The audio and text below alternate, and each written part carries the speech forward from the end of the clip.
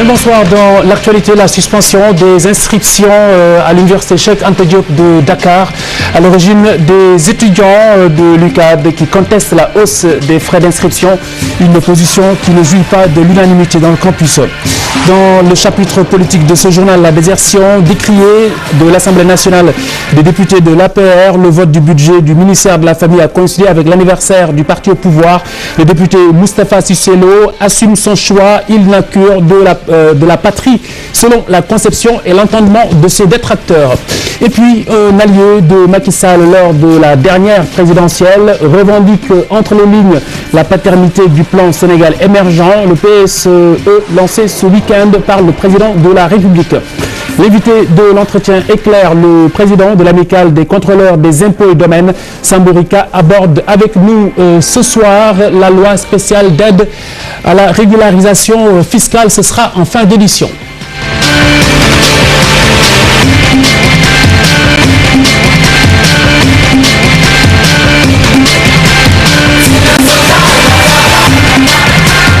Le ministre de la Famille a défendu son budget ce week-end devant les députés de l'Assemblée nationale par l'absence de plusieurs députés de l'Alliance pour la République, l'APR, le parti au pouvoir qui fêtait son anniversaire, une contradiction avec le slogan « La patrie avant le parti », le point de vue d'opposant balayé par le député Moustapha Cissé Lo qui déclare à son choix sa conception de l'amour de la patrie et tout autre dans ce contexte. Nous pouvons l'entendre. À Touba pour mon centre Serigne Saliou. Le centre Serigne Saliou, c'est quoi? C'est la patrie ou c'est pas la patrie? J'ai fait 4 jours à Touba. J'ai laissé ici le budget en tant que vice-président parce que moi, je mets Serigne Touba devant tout et devant tout le monde. Donc mon centre Serigne Touba, chaque année, je vais le faire. J'ai demandé l'autorisation à l'Assemblée et au président de la République. J'étais à Touba. Après Touba, je suis venu. En plein meeting. La réunion a démarré. J'ai participé. Je pouvais venir à l'Assemblée, mais j'ai refusé parce que l'Assemblée ne m'intéressait pas ce jour. Moi, j'ai donné de l'argent.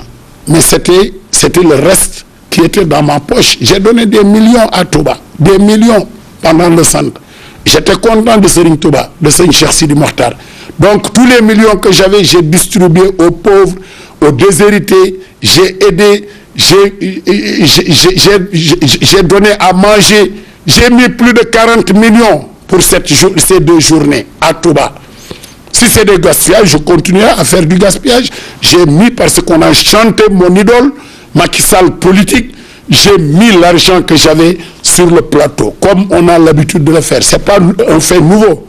Il y a des gens qui le font en dansant, il y a des gens qui le font en baptisant leurs enfants. La patrie, c'est quoi? La patrie, c'est le parti républicain.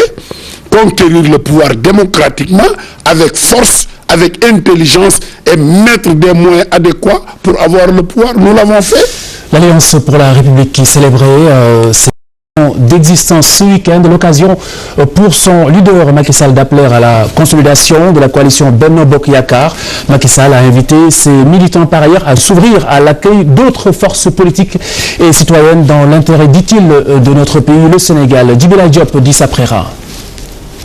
Monsieur le Président, tous ceux qui s'attendaient à la dissolution de Benno Bokk Yakaar peuvent déchanter. Macky Sall, prenant le contre-pied des détracteurs de la coalition, appelle à un grand rassemblement. Le président de la République a pris l'option de consolider Benno Bokk Yakaar. Pour le chef de l'État, on gagne ensemble et on gouverne ensemble. C'est le lieu et le moment de nous souvenir que l'Alliance pour la République est arrivé au pouvoir le 25 mars 2012 dans le cadre d'une vaste coalition que nous comptons renforcer et élargir.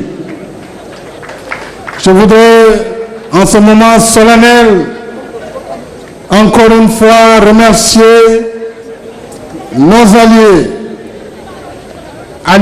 de la première heure,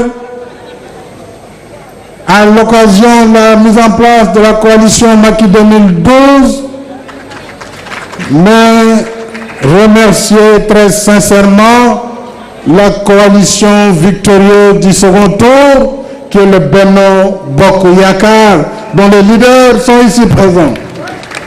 Je voudrais, au nom du parti, vous réaffirmez notre détermination à consolider ce cadre politique et citoyen qu'est Benno Bokk Yakaar. Et je l'avais dit pendant la campagne du second tour, gagnons ensemble et gouvernons ensemble. Voilà un credo auquel je reste attaché.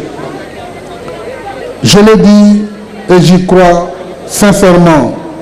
On ne peut gouverner sans un consensus durable, condition nécessaire à la construction d'un Sénégal émergent. Poursuivant dans la même veine, Macky Sall appelle à une forte mobilisation et ouvre la paire aux différentes forces politiques, sociales et citoyennes. À ce titre, chers camarades, je vous demande de vous investir et de vous mobiliser sur le terrain pour bâtir ce consensus et ce dialogue politique national. Chers leaders, chers camarades, faire face à tous ces enjeux et défis cités suppose naturellement la mise en place d'une politique de vaste rassemblement qui implique toutes les forces politiques, sociales, citoyennes, toutes les forces politiques, sociales, citoyennes, ainsi que toutes les personnalités de bon conseil qui partagent avec nous les mêmes ambitions pour le Sénégal. Appel à la transhumance ou simple volonté d'ouverture politique, l'invite du président de la République va certainement susciter beaucoup de réactions dans son propre parti.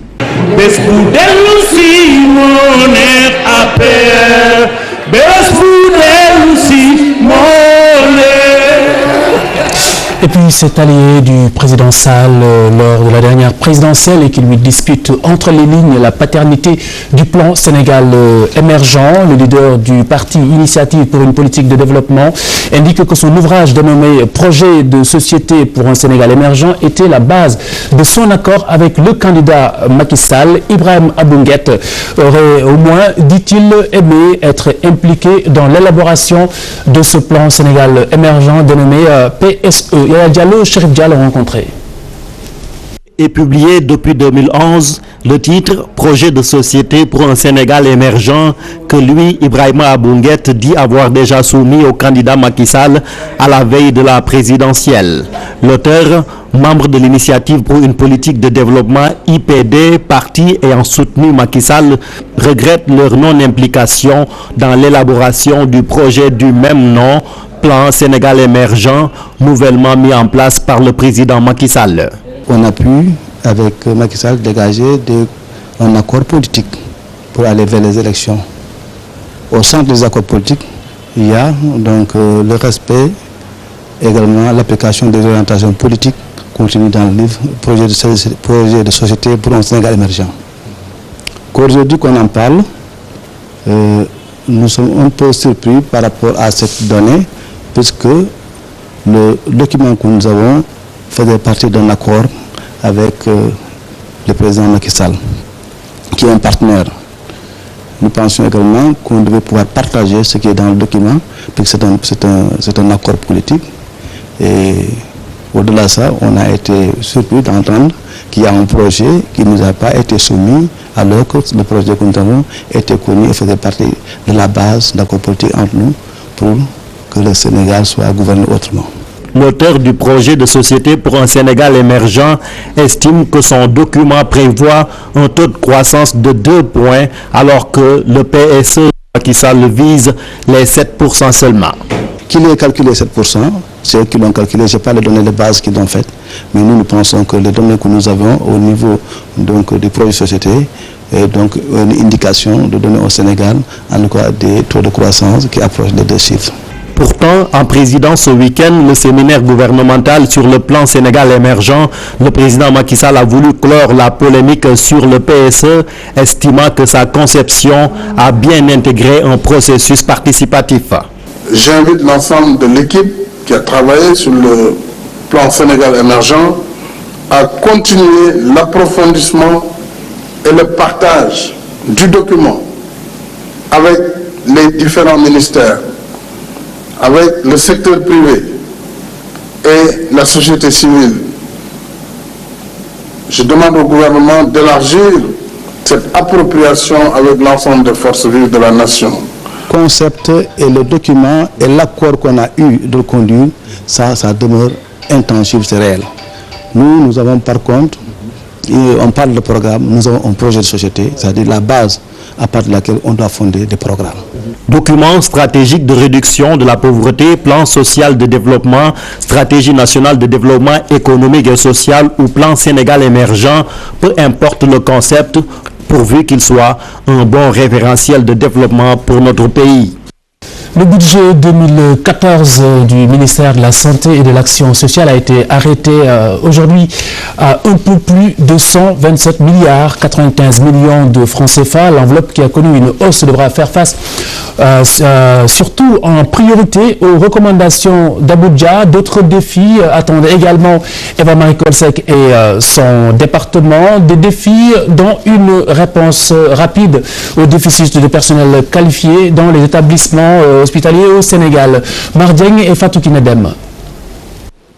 Une hausse de 3 milliards, le budget du ministère de la Santé et de l'Action sociale vient d'être voté. Il s'élève à 127 milliards 95 millions 464 760 francs CFA. Total du titre 4, 28 milliards 756 millions 245 000. Quels sont ceux qui sont pour son adoption?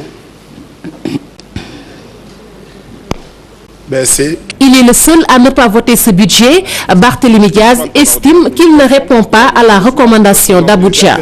On me dit qu'effectivement, le budget du ministère de la Santé est le 4e budget le plus important.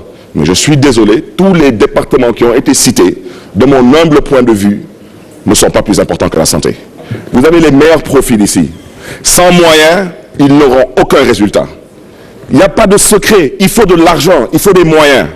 Et j'ai dit aujourd'hui, nous les députés que nous sommes, prenons nos fiches de salaire. Est-ce qu'il y a des impôts qu'on paye? Commençons par payer des impôts pour aider la santé. Le ministère de la Santé et de l'Action sociale rassure, des initiatives seront prises pour répondre aux préoccupations sanitaires. Avec ce que nous avons, nous allons faire le maximum pour utiliser ces moyens d'une manière efficiente. Nous aurons bien sûr beaucoup d'espoir pour les années qui vont venir, dans ce sens que nous espérons que la santé sera prioritaire par rapport au recrutement à venir, pour que nous puissions éviter le saupoudrage que nous faisons, mais que nous puissions vraiment mettre des nombres importants, par exemple 50 sages-femmes, 100 sages-femmes au niveau de la région de Matam, au niveau de Kédougou, etc. Les députés ont tour à tour évoqué les difficultés par rapport à l'accès aux soins dans les zones les plus enclavées, au manque d'infrastructures sanitaires et au déficit en ressources humaines de qualité, entre autres contraintes. Sur ce, des actions seront menées pour corriger ces inégalités. Donc le monde rural, si nous arrivons à avoir des ambulances dans chaque communauté rurale, des ambulances au niveau des centres, des districts sanitaires, donc des départements, au niveau des hôpitaux, donc un nombre important d'ambulances, cela nous permettra vraiment d'éviter que les gens soient encore évacués avec des charrettes et autres. Et même de diminuer la mortalité, surtout la mortalité maternelle. Mais ce qu'il faut dire aussi, c'est qu'avec des stratégies avancées, nous pourrons aller vers les populations où elles se trouvent, parce qu'on ne pourra pas construire partout des structures et dès aujourd'hui. Donc il faudra nous donner cette possibilité aussi d'utiliser des stratégies qui iront dans le sens vraiment d'améliorer les soins des populations. La couverture maladie universelle, parmi les questions évoquées, les élus du peuple jugent nécessaire l'effectivité de ce programme visant la gratuité de la prise en charge des enfants de 0 à 5 ans. Un travail est déjà en cours pour atteindre l'objectif fixé. Oui.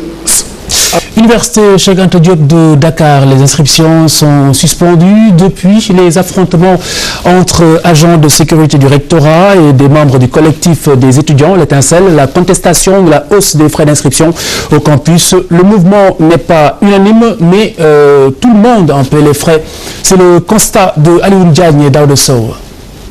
Les guichets de la scolarité fermés à la faculté de droit comme à la faculté des lettres. Les inscriptions sont suspendues à l'université jusqu'à nouvel ordre.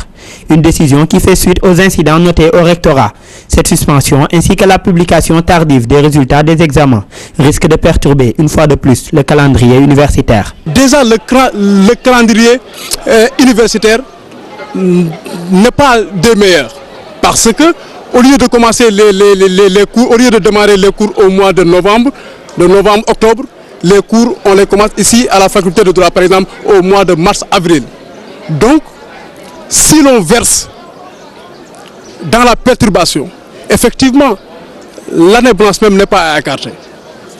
Tout le monde nous connaît, on sait que les étudiants, dès qu'ils disent quelque chose, c'est ça qu'ils vont appliquer. Donc ils ont intérêt soit à chercher une autre solution ou bien arrêter jusqu'à, par exemple, l'année prochaine. À l'université, la hausse des frais d'inscription décriée par le collectif des amicales est partagée par leurs camarades étudiants. La plupart se disent prêts à soutenir le combat. Tant que les frais d'inscription ne sont pas rationalisés, tant qu'ils ne sont pas diminués, les étudiants ne sont pas prêts à s'inscrire. Si c'est les délégués qui ont demandé à tous les étudiants de ne pas s'inscrire, moi aussi je ne vais faire que ne pas m'inscrire parce que quand même je suis étudiante. D'autres étudiants ne partagent pas cet avis. Ils comptent bien aller s'inscrire. Les étudiants devaient s'attendre à cette hausse. Pour être franc avec tout le monde, on devait s'attendre à ça. On savait qu'on n'allait pas continuer à s'inscrire à 11 000 francs. Je n'exclus pas le fait que cette hausse est un peu exagérée quand même. Il devait revoir le prix, quoi. Mais c'est normal. Je pense que je suis prête à aller m'inscrire, bien sûr. Les transferts d'argent, une solution alternative des autorités pour l'inscription des nouveaux bacheliers. Mais certains jugent inopportune une telle mesure. C'est qu'aujourd'hui, ils ont imposé les étudiants de la première année à s'inscrire par les transferts d'argent que nous connaissons. Mais le véritable problème, c'est que les étudiants doivent savoir que, en dehors des étudiants de la première année, les étudiants des autres niveaux sont beaucoup plus importants. Ils sont beaucoup plus nombreux et ils sont décidés à ne pas s'inscrire. Après les réformes issues du Conseil présidentiel sur l'enseignement supérieur, le collectif des amicales de l'UCAD est monté au front pour dénoncer certaines des décisions. Un combat qu'ils comptent élargir au plan national avec leurs camarades des autres universités. Pavage des rues de Dakar, l'entreprise, les ouvriers de l'entreprise prestataire ont cessé le travail. Ils ont tenu un sit-in aujourd'hui pour réclamer des arrêts de salaire. Une marche est annoncée d'ailleurs en milieu de semaine. Voici leur porte-parole. De ce projet qui a été initié par la ville de Dakar. Sur invitation de la ville de Dakar, on a répondu massivement, tout étant des jeunes de ce pays. Mais malheureusement, à notre grande surprise, depuis le début des travaux jusqu'à nos jours, on est confronté à des problèmes de retard de salaire. Jusqu'à 2 mois, on est resté sans avoir perçu notre dû. Au niveau de notre direction, on a eu plusieurs négociations qu'on a eu à avoir avec le directeur général, en la personne de M. Bama Théophile.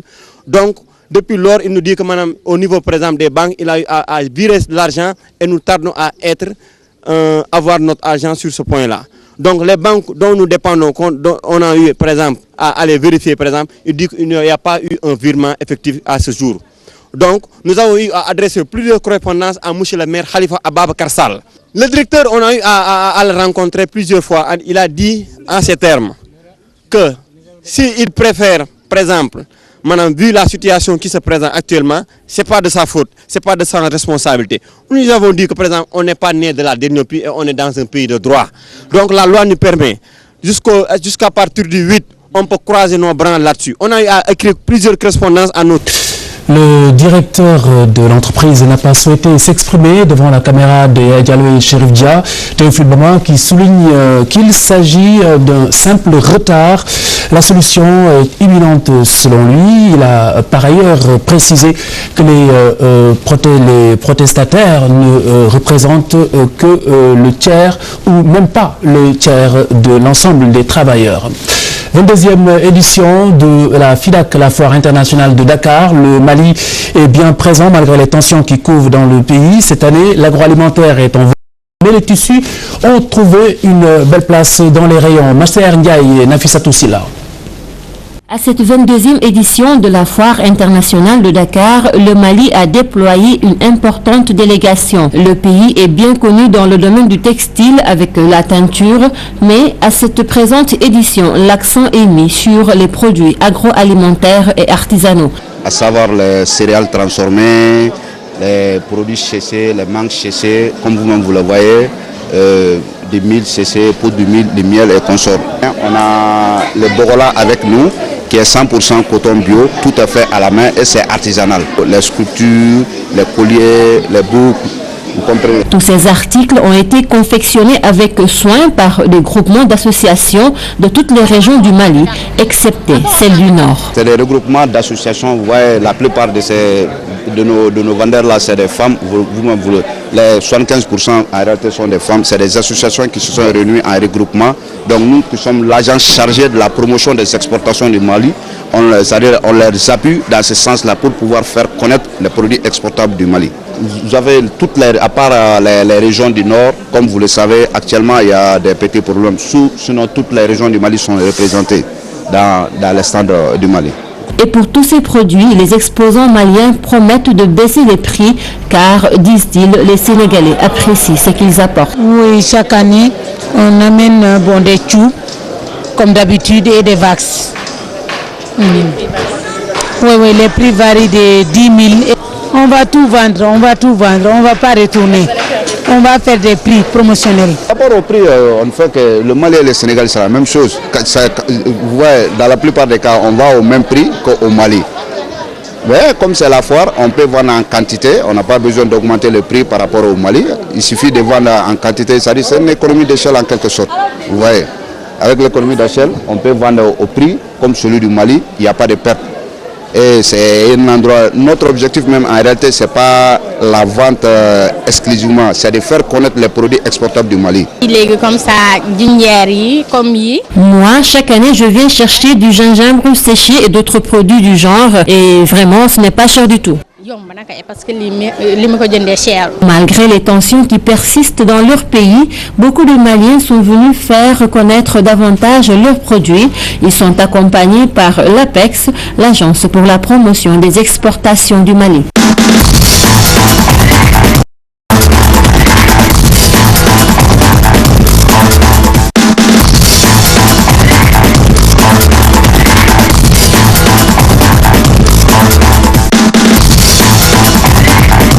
Les sports, ce sera juste après ce sujet triste qui nous concerne, même si les faits se sont déroulés à près de 4000 bornes. C'est l'affaire de la fillette retrouvée morte sur la plage de Berck-en-Mer, dans le Pas-de-Calais en France.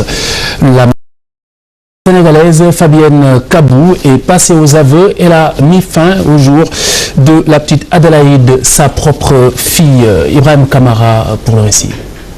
Fabienne Kabou risque la prison à perpétuité. Cette dame d'origine sénégalaise a maille à partir avec la justice française après avoir avoué le meurtre de son enfant. Les faits remontent au 19 novembre. Interpellée vendredi, elle reconnaît devant les enquêteurs s'être rendue le 19 novembre à la plage de Berck afin de mettre fin au jour de sa fillette âgée de 15 mois seulement. Sur cette image, Fabienne Kabou filmée par une vidéo de surveillance avec sa fillette le jour du drame. Elle déclare l'avoir déposée vivante sur la plage alors que la marée montait avant que celle-ci ne soit retrouvée morte le lendemain. Pour cacher son forfait, elle dira à son compagnon avec qui elle vit qu'elle avait remis l'enfant à sa propre mère afin qu'elle soit prise en charge au Sénégal dans sa famille maternelle. Fabienne Kabou, 36 ans, étudiante en philosophie, a justifié son acte par les difficultés qu'elle rencontrait dans la prise en charge quotidienne de la défunte Adélaïde. Pour rappel, ce n'est pas la première fois qu'un ressortissant sénégalais est éclaboussé par un scandale de ce genre. En février dernier, Philomène Sène, d'origine sénégalaise, était suspecté d'avoir égorgé ses 3 enfants. Papa Boulader, cette fois-ci, c'est la bonne et c'est toujours une page noire avec un des piliers des sports sénégalais qui nous a quittés. Effectivement, Khalifa Diakhaté Mbaye Boye n'est plus. C'était le président de l'Institut des sports de Saint-Louis du Sénégal. Il est décédé en fin d'après-midi à l'hôpital régional de Saint-Louis suite d'une longue maladie. Il était également le fondateur du tournoi international de judo de la ville tricentenaire. Ababakar Fall, donc dit Mbaye Boye, sera inhumé demain mardi à 11h à Saint-Louis. Paix à son âme. Par ma voix, le groupe Futur Média présente ses condoléances à la famille. Les finales du week-end, et là nous parlons de football avec la Coupe du Maire d'abord au stade Demba Diop. L'USO a battu Pikine 1-0, première édition du trophée mis en jeu par la Ligue de Dakar. 4 clubs étaient en lice. Le trophée des champions, c'était samedi au même stade Demba Diop donc. Le Casa Sport a dominé Diambar 2-0. Pour ce qui est de la finale du tournoi de l'amicale des encadreurs et éducateurs de la ville de Guédiawaye, c'est l'école de football Litio qui remporte le trophée devant Oussar au stade municipal de Ndiarem. Le reportage est signé Cheikh Tidiane John. Petits par leur taille et leur âge, mais doués dans le jeu, les finalistes du championnat de l'amicale des encadreurs et éducateurs des écoles de football de Guédiawaye ont gratifié le public jeune. À la fin du temps réglementaire, un but partout. À l'épreuve fatidique des tirs au but, Litio remporte la finale devant l'école de football Ousmane Sarr. Effectivement, les gosses m'ont beaucoup compris. Bon, de telle sorte que j'ai fait un bon changement qui a basculé le match.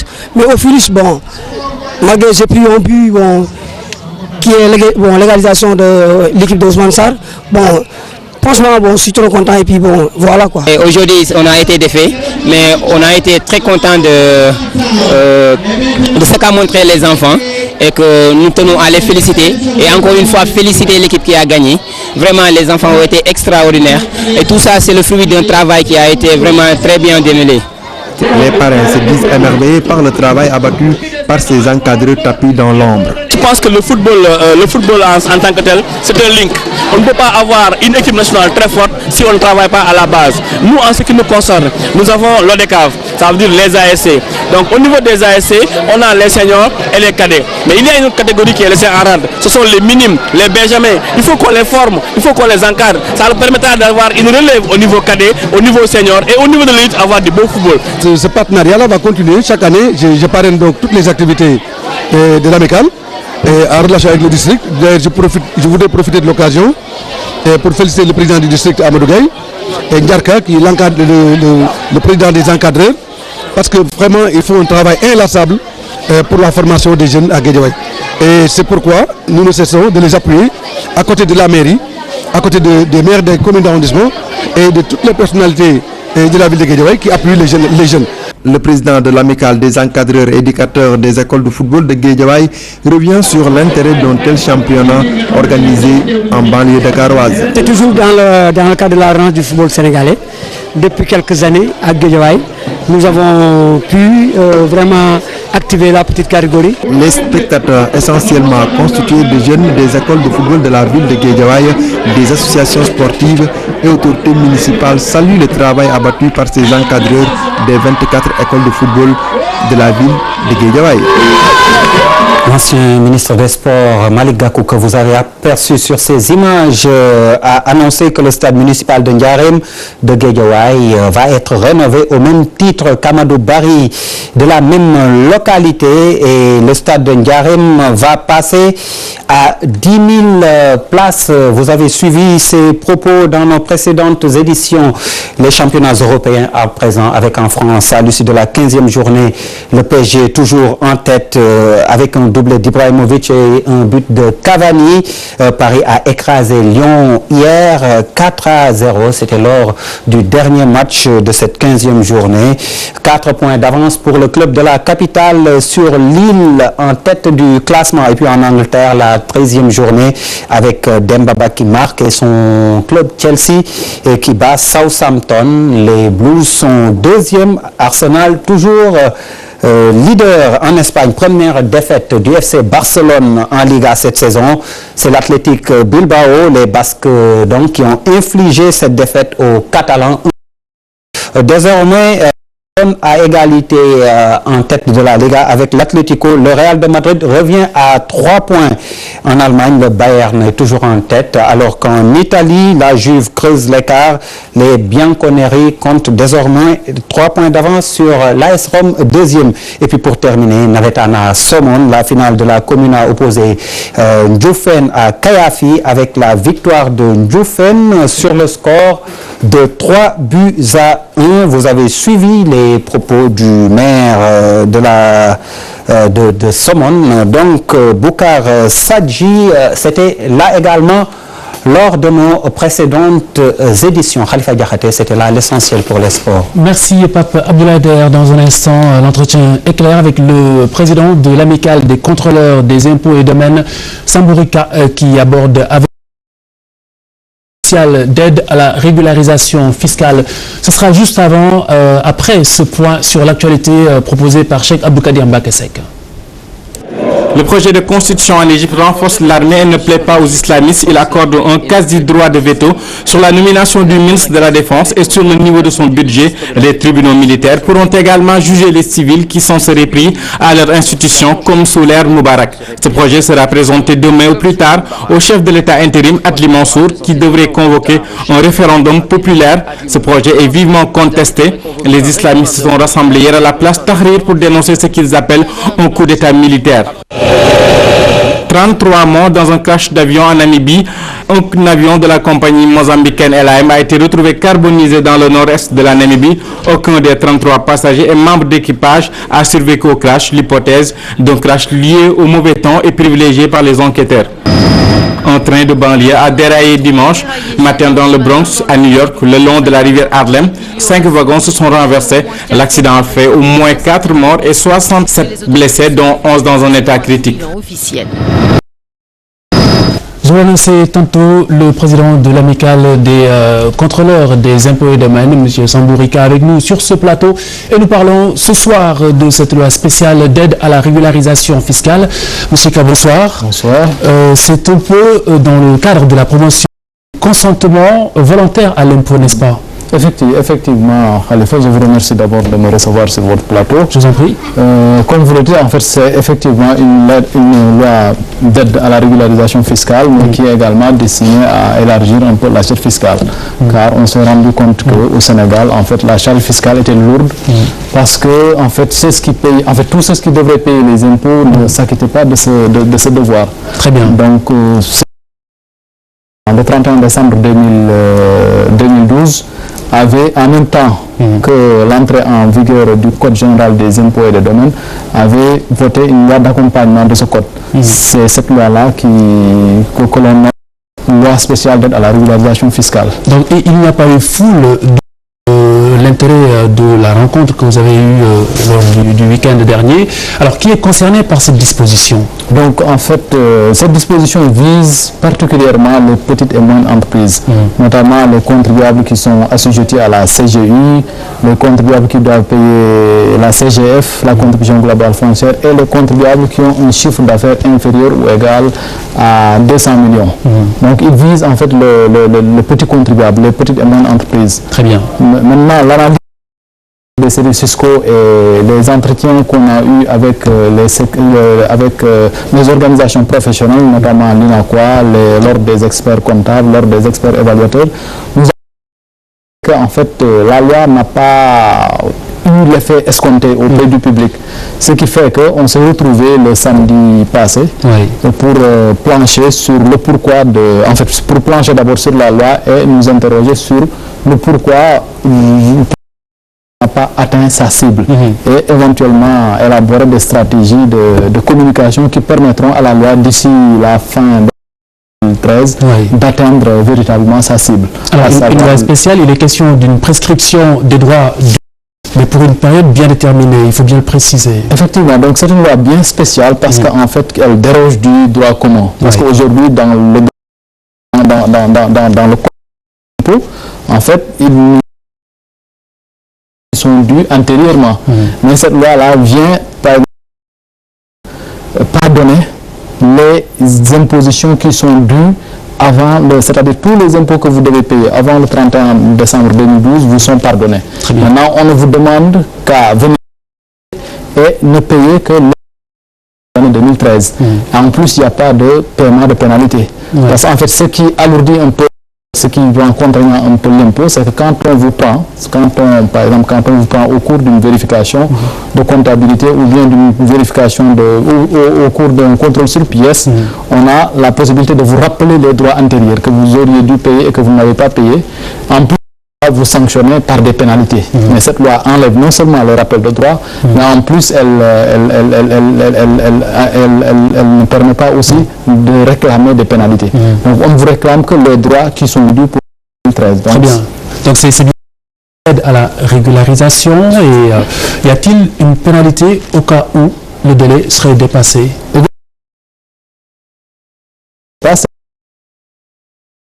C'est du 1er janvier 2013 au 31 décembre 2013. Maintenant, au-delà, on va retourner au droit commun. C'est-à-dire, ceux qui devaient en bénéficier, s'ils ne manifestent pas et que la loi n'est pas prorogée, ils ne pourront plus en bénéficier. Donc, ils ont jusqu'au 31 décembre. Ils ont encore un mois pour venir régulariser leur situation fiscale, pour venir faire des avantages qu'offre cette loi. Est-ce que vous envisagez les concerner, les contribuables, entre autres? Dans cette grande campagne. Mais on envisage également le dimanche prochain d'organiser une pédestre, randonnée à laquelle nous invitons la population, tout le peuple sénégalais, nous les invitons à venir assister à cette randonnée pour davantage faire connaissance avec la législation fiscale, davantage faire connaissance avec la DGID. Parfait. Sambouri Ka, président de l'amicale des contrôleurs des impôts et domaines, merci d'avoir été avec nous ce soir. Excellente soirée sur TFM. Bonne semaine. Merci.